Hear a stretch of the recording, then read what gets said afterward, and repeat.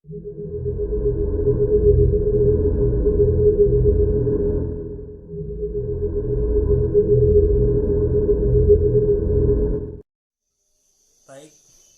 Assalamualaikum warahmatullahi wabarakatuh. Baik, selamat pagi, good morning. Baik, hari ini kita akan mempelajari tentang present continuous tense.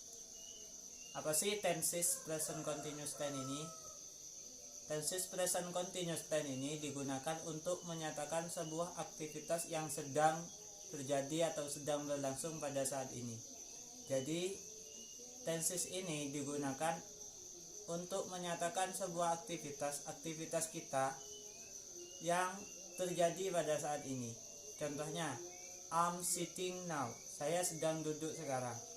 Kenyataannya, apa aktivitas saya sedang duduk sekarang? Nah, untuk menyatakan sebuah aktivitas yang sedang terjadi pada saat ini atau pada masa sekarang, maka menggunakan tenses present continuous tense.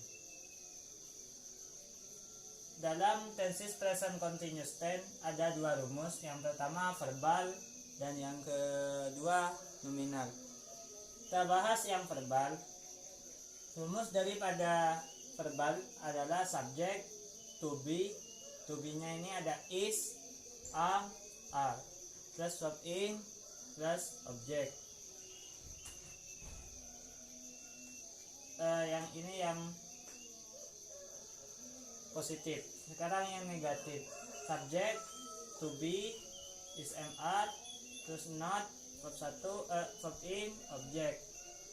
Yang interrogatif, to be dulu, baru subjek, verb in, object. Sekarang kita masuk pada contoh. Contohnya, I'm teaching English. Contoh yang positif, I'm teaching English. I ini sebagai subjek, ini to be, ini verb in, ini objek. Paham? Itu ya. Contohnya ini, I'm teaching English. Kita cocokkan dengan rumusnya. I, subjek dulu. Subjeknya mana? I. Is, am, are, to be. Verb in-nya teaching. Verb in, teaching. English-nya sebagai objek. Oke. Itu yang contohnya yang positif. Sekarang negatifnya gimana? I'm teaching English. Negatifnya gimana? I'm not teaching English. Ini yang bentuk negatif. Subjeknya mana? I. Setelah subjek to be, ini to be-nya. Terus setelah to be apa? Not, ini not-nya. Terus setelah not apa? Verb in, ini verb in-nya. Terus setelah verb in apa? Objek, ini objeknya. Ini yang rumus yang negatif. Paham itu?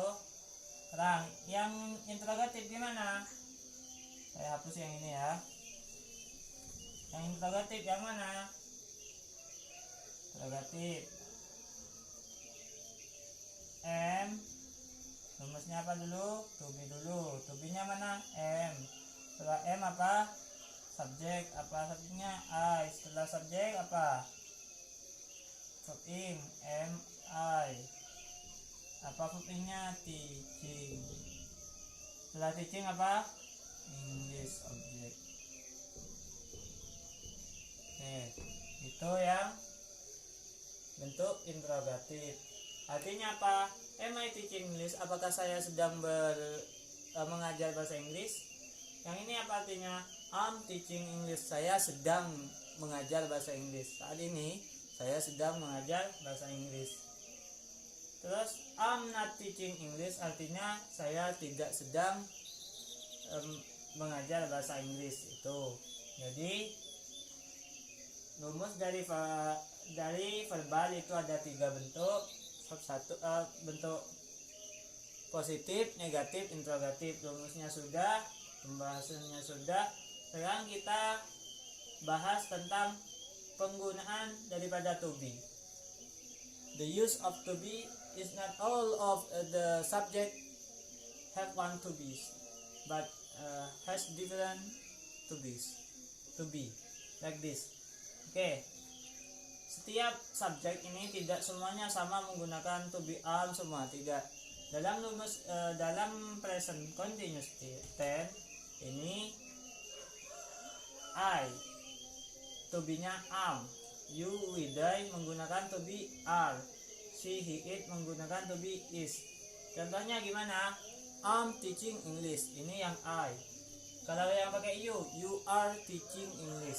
Kalau pakai we are teaching English. Nggak boleh we am, nggak boleh, nggak ada itu.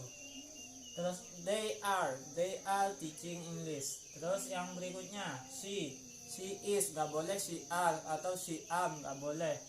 She is teaching English. He is teaching English. It is eating rice. Itu. Oke. Contohnya yang it ya. It is my cat.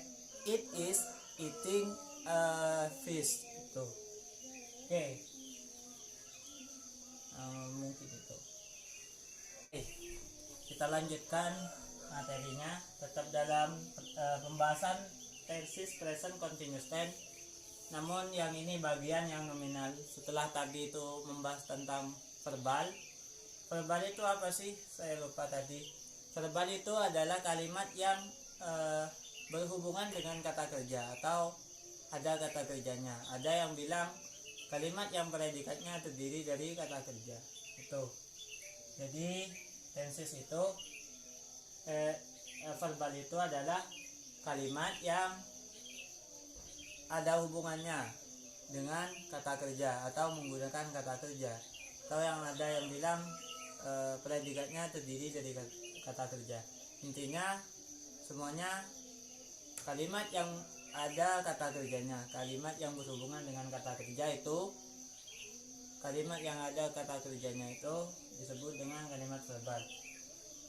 Namun kalimat nominal ini kebalikannya, kalimat yang tidak berhubungan dengan kata kerja atau tidak ada kata kerjanya dalam kalimat itu. Oke. Dalam rumus nominal sama ada 3 bentuk positif, negatif, interrogatif. Rumusnya subjek, to be, is, am, sama to be-nya being, ana. Ana ini apa sih? Ini singkatan, bukan nama orang ya, bukan ana. Bukan ana namanya anaknya orang, bukan. Ana ini adalah pertama adjektif, terus n-nya ini noun, terus a yang terakhir adverb. Itu adalah kata yang sering muncul dalam kalimat nominal. Contohnya I'm being here. I'm being here. Saya sedang berada di sini sekarang. I'm being here. I'm being here. Saya sedang berada di sini sekarang. Here ini disebut dengan adverb, kata keterangan. Keterangan I'm being here. Here ini kata keterangan tempat. Here di sini. Oke. Rumusnya subjek, is, am, sudah. Contohnya ini. I sebagai subjek. Terus isnya to be-nya apa? Am, pakai am. Terus kenapa pakai am? Karena I. Setelah am apa? Being. Terus setelah being ana. Ambil yang mana? Adverb, keterangan. Yang negatifnya gimana? Negatifnya semua sama. Negatif itu hanya menambah not. Subjek, to be, not, being, ana. Contohnya I am not being here. Saya sedang tidak berada di sini sekarang. Artinya I'm not being here itu artinya saya tidak sedang berada di sini sekarang. Oke. Tuh. Sekarang yang interrogatif, kalimat tanya. Rumusnya is, am, are, subject, being, ana. Contohnya is am dulu. Apa to be-nya apa? Am. Setelah to be apa? Subjek. Apa subjeknya? I. Setelah subjek apa? Being. Ini being. Ini beingnya. Setelah being ana. Ananya pakai apa? Adverb. Oke, tuh. Artinya apa? Am I being here? Apakah saya sedang berada di sini? Itu artinya. Jadi rumus nominal ini ada 3 sama subjek is, mr, being, ana. Penggunaan to be nya ini sama dengan kalimat verbal tadi. Yang membedakan itu hanya ananya saja dengan being. Being ini sebagai ganti dari verb in itu dalam kalimat nominal. Dalam kalimat verbal kan tadi verb 1 in, verb in itu untuk menunjukkan sebuah kegiatan yang sedang berlangsung pada saat ini. Itu verb in-nya.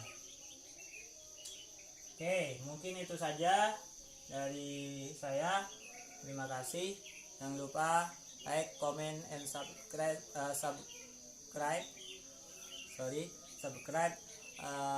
our YouTube channel LLA Let Learn English. What is Let Learn English?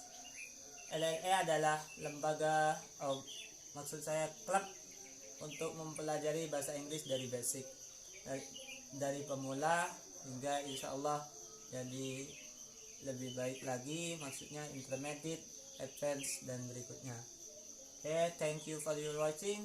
Assalamualaikum warahmatullahi wabarakatuh.